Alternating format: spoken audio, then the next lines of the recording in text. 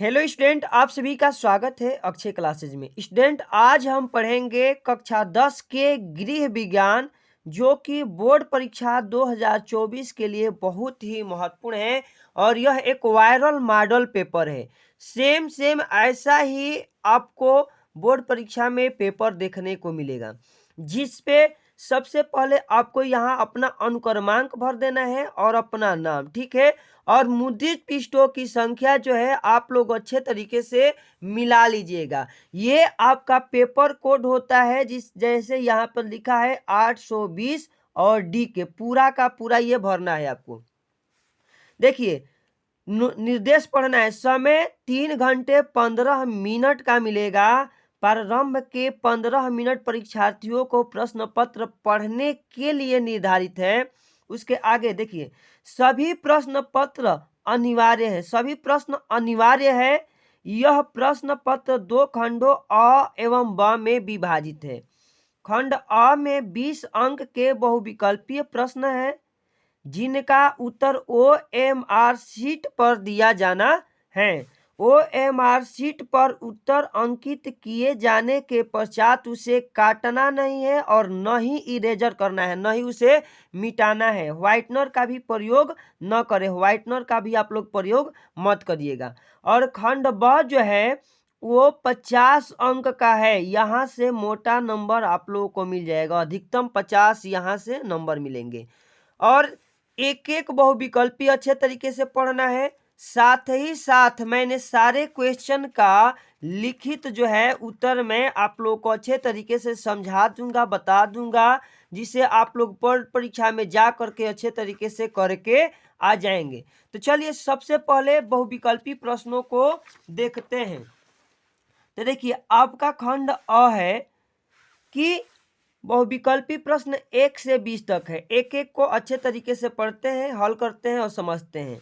प्रश्न पहला है, लोकप्रिय पारिवारिक बजट का सिद्धांत प्रस्तुत किया।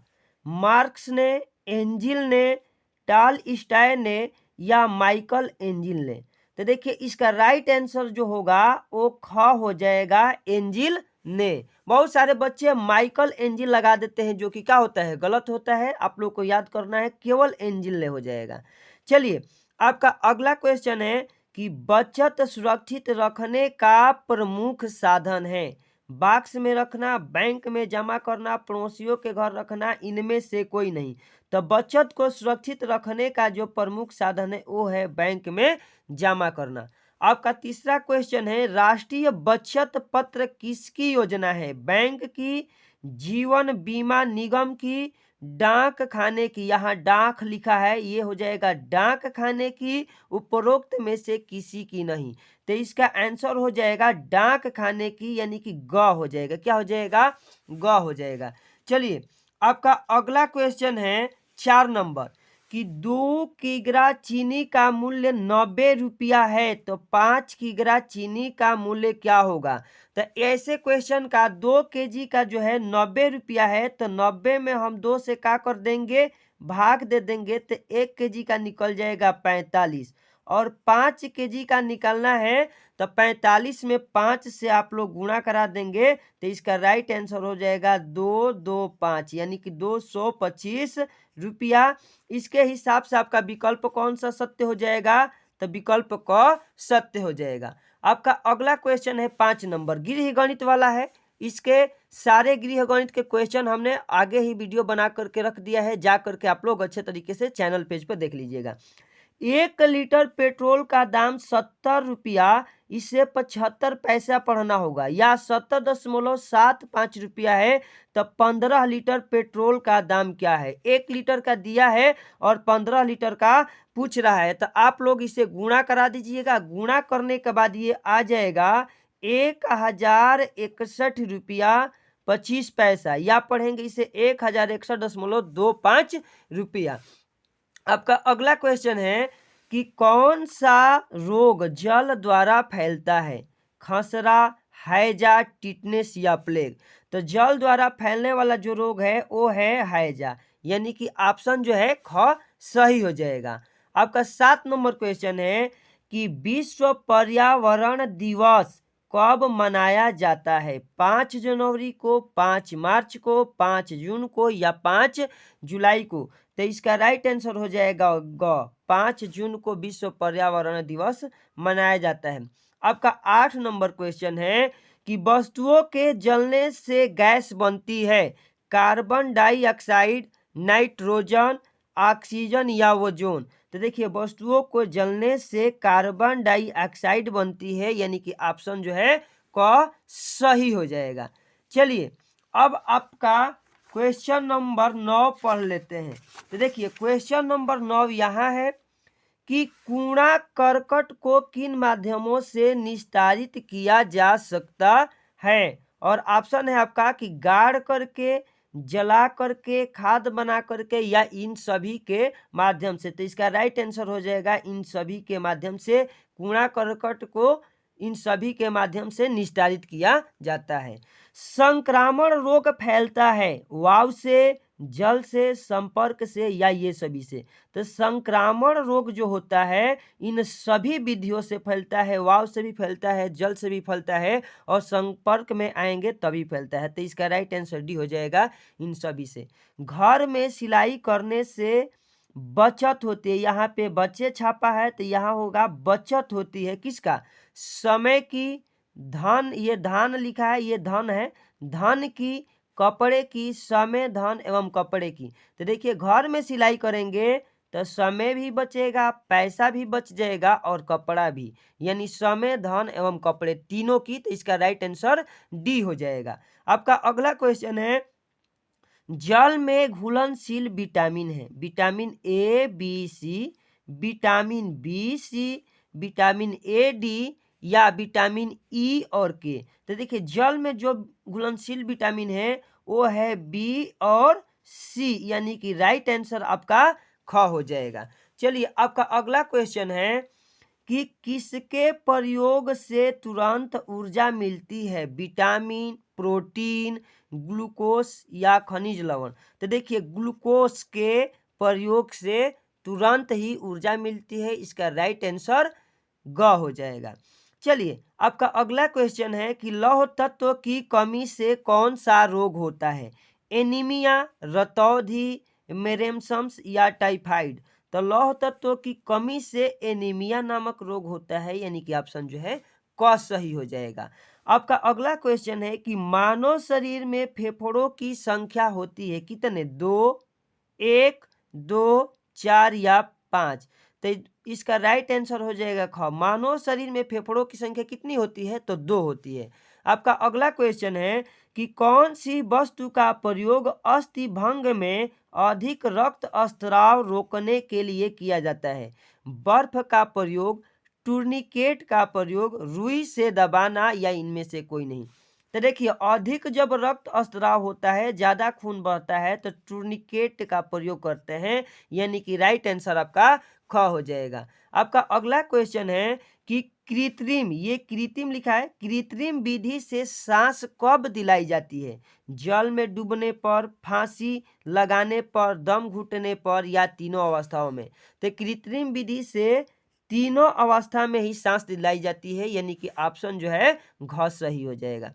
आपका अगला क्वेश्चन है कि बर्फ की टोपी का प्रयोग किया जाता है तेज ज्वर में, तीव्र वेदना में, हड्डी टूटने पर या मोच आने पर? तो बर्फ की टोपी का प्रयोग कब हम लोग करते हैं? तो तेज ज्वर में करते हैं, यानी कि ऑप्शन जो है क सही हो जाएगा। चलिए अब आपका क्वेश्चन नंबर 19 को पढ़ते हैं। क्वेश्चन नंबर 19, गर्म सेक किन, यहाँ पे 3 है तो किन हो जाएगा, किन अवस्थाओं में दी जाती है? तीव्र दर्द में, तीव्र ज्वर में, स्पंज करते समय या इनमें से कोई नहीं? तो गर्म सेक जो है तीव्र दर्द में, यानी ज्यादा दर्द होता है तब दी जाती है। आपका अगला क्वेश्चन है कि एक सामान्य व्यक्ति का तापक्रम होता है 94 डिग्री फ़ारेनहाइट, 96 डिग्री फ़ारेनहाइट या 98 डिग्री फ़ारेनहाइट या 98.6 डिग्री फ़ारेनहाइट? तो इसका राइट आंसर घ हो जाएगा 98.6 डिग्री फ़ारेनहाइट। अब चलिए खंड ब के प्रश्नों का उत्तर देना है और खंड ब का पहला पहले हम लोग निर्देश पढ़ लेते हैं। तो देखिए निर्देश है कि प्रश्न संख्या 21 से 26 तक अति लघु उत्तरीय प्रश्न है। प्रत्येक प्रश्न का उत्तर अधिकतम आपको 25 शब्दों के अंतर्गत देना है। और आपका 21 नंबर प्रश्न है कि एक अच्छे बजट की 2 विशेषताएं लिखिए। यानी कि एक अच्छे बजट के कितने विशेषताएं लिखना है हमें, तो 2। तो चलिए इसका आंसर हम बताते हैं। सबसे पहले आप लोग खंड ब यहाँ लगा लीजिए। खंड ब लगाने के बाद प्रश्नोत्तर संख्या 21 लिखेंगे और हेडिंग बनाइएगा अच्छे बजट की 2 विशेषताएं। देखिए हेडिंग जो है आपको कॉपी का सजा देता है और जब हेडिंग बन जाता है तो उसके आधार पर आपको एग्जामिनर अच्छा मार्क देता है। अच्छे बजट की 2 विशेषताएं बताइए। तो पहला विशेषता है कि यह अनावश्यक व्यय को नियंत्रित करता है, यानी कि ज्यादा व्यय को क्या करता है, तो रोकता है। अनावश्यक माने बेवजह के। दूसरा है कि प्राथमिकता के आधार पर अधिक से अधिक आवश्यकताओं की पूर्ति करता है, अधिक से अधिक आवश्यकताओं की पूर्ति करता है। तो ये 2 हो जाएंगे अच्छे बजट की विशेषता। अब प्रश्न संख्या 22 पढ़ते हैं कि बचत क्या है। बचत क्या है आप लोग को बताना है कि बचत क्या है, सेविंग क्या है। तो इसका उत्तर आप लोग कैसे लिखेंगे, प्रश्नोत्तर संख्या 22 लिखिएगा, फिर हेडिंग बनाना है आपको बचत, और बचत में लिखना है कि पारिवारिक आय में से परिवार की वर्तमान आवश्यकताओं की पूर्ति के लिए व्यय करने के उपरांत जो धनराशि शेष रह जाती है उसे हम लोग बचत कहते हैं, यानी वह बचत कहलाती है। ठीक है, तो बचत का इस तरह से आप लोगों को अच्छे तरीके से लिखना है जैसे मैं लिखा हूं आपका। उसके बाद 23 नंबर क्वेश्चन है कि खून कितने प्रकार के होते हैं। जो ब्लड होता है वो कितने प्रकार से बांटा गया है, यह कितने प्रकार का होता है। तो सबसे पहले इसका लिखेंगे क्वेश्चन नंबर 23। देखिए खून के प्रकार, आम तौर पर खून 8 प्रकार के होते हैं। कौन कौन सा, तो A plus, A minus, B plus, B minus, O plus, O minus, A plus और ए बी प्लस और ए बी निगेटिव यानी कि माइनस, ये 8 हो जाएंगे। अब क्वेश्चन नंबर 24 को अच्छे तरीके से पढ़िए। ध्वनि की तीव्रता के मापन की इकाई क्या है, यानी कि ध्वनि की तीव्रता हम किस में मापते हैं।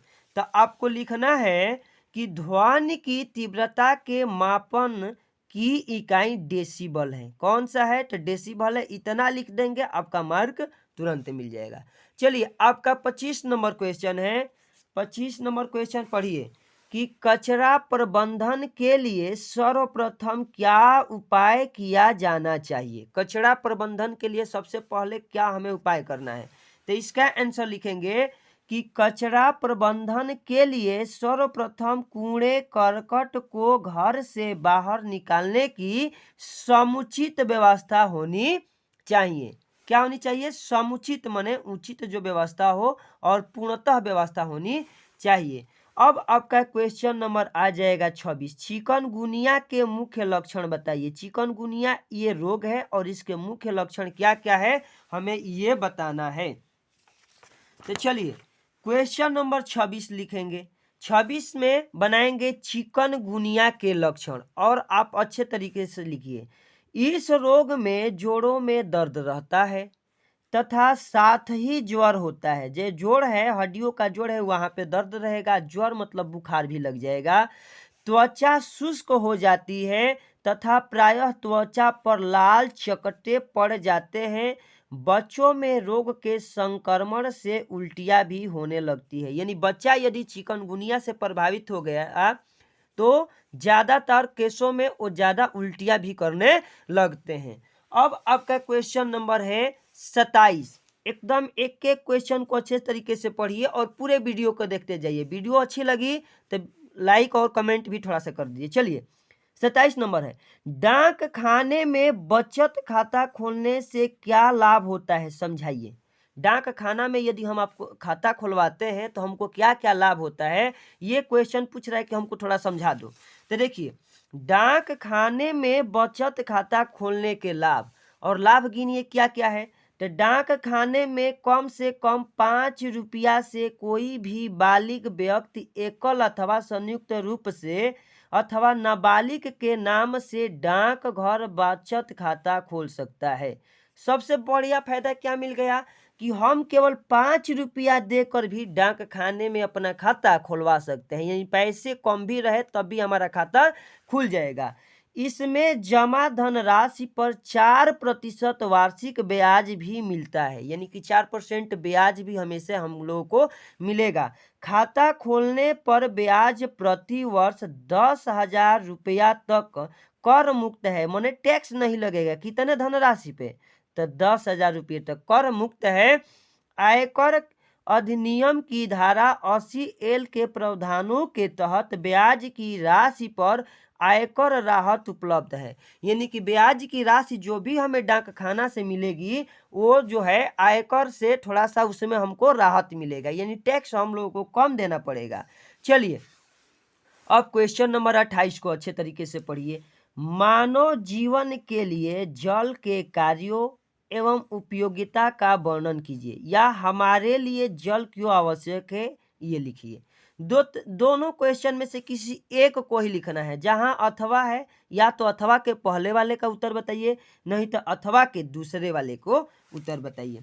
तो चलिए क्वेश्चन नंबर 28 है, जल की आवश्यकता। ये पूछा है कि भाई जल क्यों आवश्यक है, हमने दूसरे का उत्तर दे रखा है कि हमारे लिए जल क्यों आवश्यक है। तो देखिए हेडिंग बनाएंगे हम लोग जल की आवश्यकता, उसके बाद लिखेंगे जल शरीर की जल संबंधी आवश्यकताओं की पूर्ति करता है। यह प्यास को शांत करता है, रक्त को तरलता प्रदान करता है, पाचन क्रिया तथा उत्सर्जन क्रियाओं को संभव बनाता है तथा शारीरिक स्वच्छता का मुख्य साधन है। शरीर के स्वच्छता का मुख्य साधन क्या है? तो जल है। तो जल की ये जो है आवश्यकता है, क्या क्या है? तो यह जल संबंधी जो है आवश्यकता को पूर्ति करेगा, हम लोग के प्यास को शांत करता है, और रक्त मतलब होता है ब्लड, ब्लड के तरलता यानी कि द्रव अवस्था में रखने में ये सहायक है। पाचन क्रियाओं एवं उत्सर्जन क्रियाओं को भी संभव बनाता है, अच्छा से जो है भोजन को सुपाच्य बना देता है, पचता भी है, और उत्सर्जन ठीक है वो भी क्रिया को संभव करता है, तथा शारीरिक स्वच्छता शरीर की साफ सफाई के लिए भी जल की बहुत ही आवश्यक साधन बनाया गया है। तो ये इसका उत्तर हो जाएगा।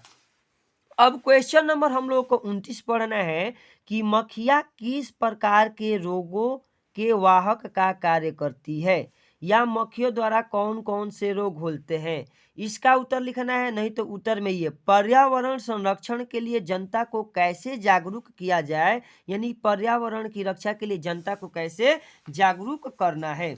तो इसका क्वेश्चन जो है 29 नंबर का हम लोग लिखेंगे, प्रश्नोत्तर संख्या उत्तर, और ये इसका हमने उत्तर दिया है किसका? तो मक्खियाँ किस प्रकार से रोगों का वाहक कार्य करती है और किस प्रकार से रोग फैलाती है, या कौन कौन से रोग फैलाती है, इसका उत्तर हम लोग लिखेंगे। देखिए मक्खियों के पैर रोम युक्त होते हैं, जो इसका पैर होता है मक्खियों का, मक्खी का, वो रोम युक्त होता है। जब ये कूड़े करकट मल मूत्र थूक अथवा अन्य गंदगी पर बैठती है तो गंदगी के साथ रोगाणु भी इनके पैर पर चिपक जाते हैं। किनके? मक्खियों के पैर पर चिपक जाते हैं। अब आगे होता क्या है, जब ये मक्खियाँ पेय एवं खाद्य पदार्थों पर बैठती है, यानी पीने वाला या खाने वाले चीजों पर जब ये बैठती है तो गंदगी के साथ चिपके रोगाणु इन भोज्य पदार्थों पर चिपक जाते हैं, यानी जिसे हम लोग खाना चाहते हैं उस पर क्या हो जाएगा? तो रोगाणु आके चिपक जाएंगे। इस प्रकार मक्खियों द्वारा भोज्य पदार्थ रोगाणु युक्त हो जाते हैं, तथा स्वस्थ व्यक्ति जब भी इस प्रकार के भोज्य पदार्थों का सेवन करते हैं, यानी जब भी हम लोग ऐसे खाने को खा लेंगे तो रोगाणु उनके शरीर में प्रवेश कर उन्हें रोगी बना देता है। जो रोगाणु है हमारे शरीर में तुरंत प्रवेश करेंगे और हमें रोगी बना देंगे, ठीक है। तो इस तरह से मक्खियाँ क्या करती है? तो रोग को वाहक का कार्य करती है। अब मक्खियों के द्वारा कौन कौन से रोग फैलता है? तो देखिए हैजा है, मक्खियों के द्वारा फैलेगा। टाइफाइड है, टाइफाइड में भी इनकी भूमिका अहम है। पेचिश है और अतिसार जैसे रोगों का वाहक किनके द्वारा हो जाता है? तो मक्खियों के द्वारा हो जाता है, यानी मक्खियों के द्वारा फैलने वाले ये रोग हैं। चलिए अब क्वेश्चन नंबर 30 को देखिए। 30 नंबर है कि रोग प्रतिरक्षा से आप क्या समझते हैं, अथवा चेचक रोग के लक्षण, कारण और बचने के उपाय बताइए। इन दोनों में से किसी एक का हमें उत्तर क्या कर देना है। तो क्वेश्चन नंबर है 30 और हमने उत्तर किसका दिया है कि रोग प्रतिरक्षा से क्या समझते हैं, मतलब कि इसका उत्तर हमने आपको लिख करके देखा है। दोनों में से किसी एक को ही लिखना है। देखिए, प्रत्येक व्यक्ति के शरीर में स्वस्थ रहने की इच्छा व क्षमता होती है। हर लोग चाहते हैं कि हम स्वस्थ रहें और अपनी क्षमता को रखते हैं, इसलिए प्रत्येक रोग के रोगाणुओं से हमारा शरीर संघर्ष भी करता है। हम तरह तरह के रोगाणु जो है, कीटनाशक जो पदार्थ हैं या रोगाणु वाले हैं, कीट हैं, उनसे हम लोग क्या करते रहते हैं? संघर्ष करते हैं। हमारी शरीर संघर्ष करती रहती है। जब हमारा शरीर संघर्ष से हार जाता है, यानी हम हार जाएंगे, तभी हम रोग का शिकार हो जाते हैं। इस प्रकार रोगों से लड़ने की जो क्षमता हमारे शरीर में होती है, उसे ही रोग प्रतिरक्षा कहते हैं। इसका राइट आंसर यहाँ तक हो जाएगा। यहाँ तक लिख देंगे, आपको मार्क मिल जाएगा। चलिए अब आगे हम लोग पढ़ते हैं क्वेश्चन नंबर 18। क्वेश्चन नंबर 31 क्या है कि 18 वर्ष की बालिका के पेटीकोट का नाम लिख करके ड्राफ्टिंग कीजिए। या तो इसे हम करना है, या सब्जियों के सूप का रेसिपी तथा बनाने की विधि का वर्णन करना है। सब्जियों के सूप बनाना है और रेसिपी बनाने की जो विधि है, इसे समझाना है कि कैसे हम लोग बना पाएंगे। ठीक है, तो देखिए इसका क्वेश्चन जो है 31 नंबर क्वेश्चन का लिखेंगे, प्रश्नोत्तर संख्या 31, और आपका हो जाएगा सब्जियों के सूप का रेसिपी तथा बनाने की विधि।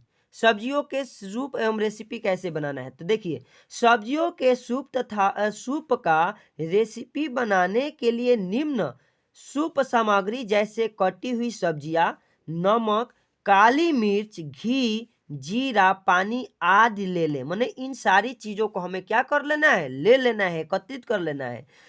उसके बाद कटी हुई सब्जियों को पानी में अच्छी तरह धो करके किसी बर्तन में आधा लीटर पानी डालकर आग पर चढ़ा दे, यानी आग पर इसे रख देना है। तब सब्जियां गल जाएं तो उन्हें कुचल करके एवं मसल करके किसी बर्तन में छान ले तथा घी व जीरे का छोंक लगाए। छोंक मतलब होता है फोरन लगाना, तड़के लगाना। ठीक है, बर्तन में छान ले तथा घी एवं जीरे का छौंक लगाए। अब स्वादा अनुसार नमक व पीसी हुई काली मिर्च डाल दे। यदि डाल देंगे तो हमारा जो सब्जी का रेसिपी है बिल्कुल तैयार हो जाएगा। ठीक है, सूप की रेसिपी है वो तैयार हो जाएगा। अब क्वेश्चन नंबर 32, एक एक क्वेश्चन को अच्छे तरीके से पढ़ना है, समझना है, मार्क हम लोगों का नहीं कम होना चाहिए। देखिए क्वेश्चन नंबर 32, इसका थोड़ा सा निर्देश है, पहले पढ़िए कि प्रश्न संख्या 32 से 34 तक दीर्घ उत्तरी है, इनका उत्तर थोड़ा हमें बड़ा लिख के आना है। प्रश्न संख्या 32 व 33 के विकल्प दिए गए हैं, प्रत्येक के एक ही विकल्प का उत्तर लिखना है और प्रत्येक प्रश्न का उत्तर 100 शब्दों के अंतर्गत लिखिए, माने 100 शब्द के आसपास लिखिए। प्रश्न नंबर 32 क्या है कि पारिवारिक बजट से आप क्या समझती हैं? बचत का क्या महत्व है? किन साधनों द्वारा बचत को सुरक्षित रखा जा सकता है? अथवा में करके पढ़ना है कि जल का संगठन बताइए तथा जल प्राप्ति के स्रोतों का उल्लेख कीजिए तथा जल प्राप्ति के मुख्य स्रोत बताइए। इन दोनों में से किसी एक को करना है। तो हम लोग किसको किए हैं? तो पारिवारिक बचत। ठीक है, पारिवारिक बचत। सबसे पहले हेडिंग बनाएंगे पारिवारिक बचत, और पारिवारिक बचत का लिखेंगे क्या कि पारिवारिक आय में से परिवार की वर्तमान आवश्यकताओं की पूर्ति के लिए व्यय करने के उपरांत जो धनराशि शेष रह जाती है वह पारिवारिक बचत कहलाती है। माने खर्चा करने के बाद जो हमारे पास पैसा बचेगा वह तो पारिवारिक बचत है। अब बचत का महत्व बताना है कि बचत का क्या क्या महत्व है। तब बचत का महत्व लिखेंगे कि बचत आय का वह भाग है जो भविष्य की आवश्यकताओं की पूर्ति के लिए व्यय से बचाकर उत्पादक कार्यों में विनियोजित किया जाता है और इसका महत्व निम्नवत है। बचत करने से महत्व क्या क्या आपका फायदा मिलेगा, देखिए। पारिवारिक दायित्वों की पूर्ति होगी। जब हमारे पास पैसे रहेंगे तो बहुत सारी चीजें होंगी। आकस्मिक संकटों का सामना, यदि अचानक हमारे घर में किसी प्रकार की संकट आती है तो हम पैसा जो बचा रहेगा उससे उस समस्या का हम लोग सामना कर लेंगे। वृद्धावस्था में आत्मनिर्भरता, यदि हम वृद्ध होते हैं, यदि हमारे पास पैसा रहता है तो हमारे अंदर आत्मनिर्भरता रहती है। सामाजिक प्रतिष्ठा, देखिए समाज में बचत करने से आपकी प्रतिष्ठा बढ़ेगी। आर्थिक लाभ, और आर्थिक लाभ का होता है मतलब धन का भी लाभ होगा यदि हम बचत करते हैं तो ये है बचत का महत्व। उसके आगे हम लोग लिखेंगे बचत को सुरक्षित करना। ये पूछा था ना क्वेश्चन में कि बचत को कैसे हम लोग सुरक्षित रख सकते हैं, तो बचत को सुरक्षित रखने के देखिए उपाय क्या क्या करना है।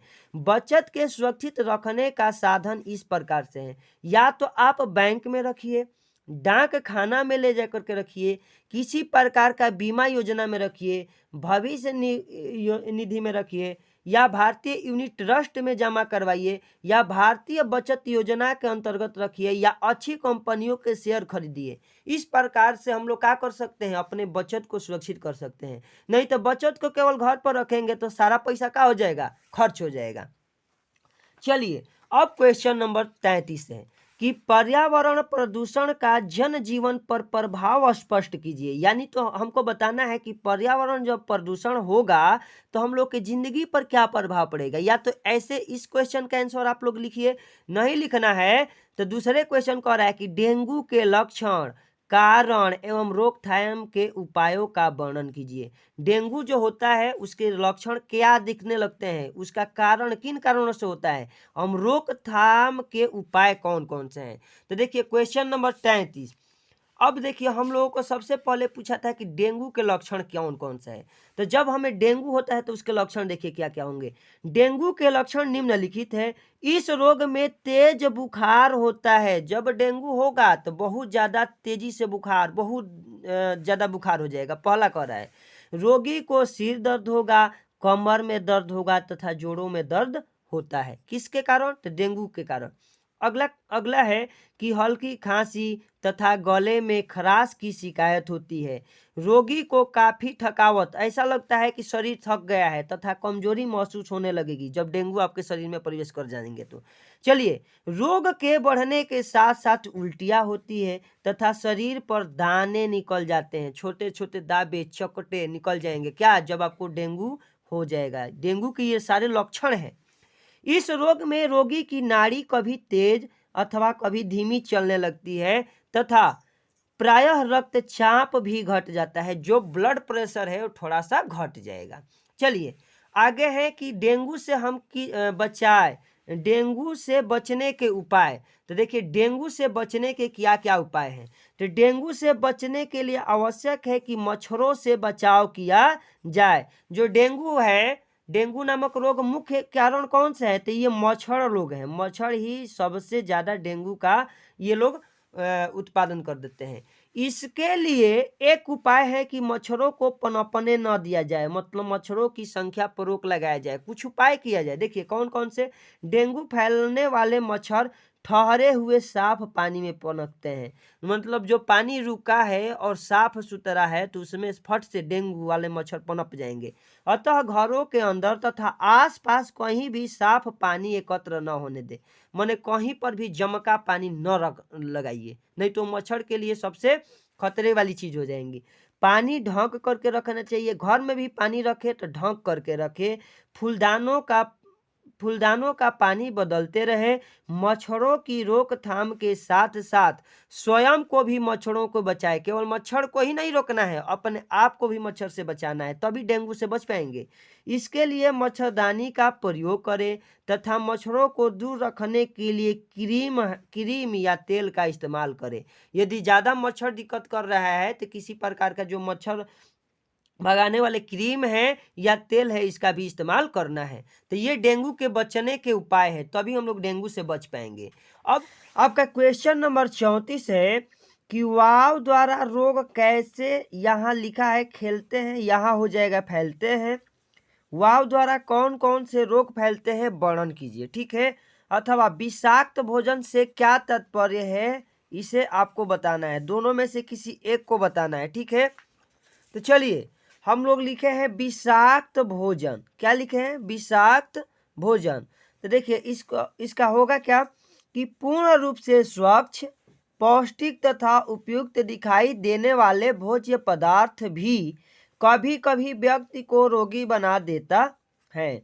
सामान्यतः ऐसे भोजन में कोई न कोई पदार्थ व्यक्ति को ग्राह्य नहीं होता है, मतलब कि पाच्य नहीं होता है। इसका मुख्य कारण होता है भोजन के अंदर उपस्थित ऐसे पदार्थ जो व्यक्ति के शरीर में जाने के बाद विषैले प्रभाव उत्पन्न करते हैं, यही विषाक्त भोजन कहलाता है। इसको पूरे बढ़िया से समझ लीजिए। तो स्टूडेंट, ये था आप लोगों के लिए बहुत ही मोस्ट वायरल मॉडल पेपर, जिसे आप लोग अच्छी तरीके से देख भी पा रहे हैं कितनी मेहनत से एक एक प्रश्नों को अच्छे तरीके से लिखा था।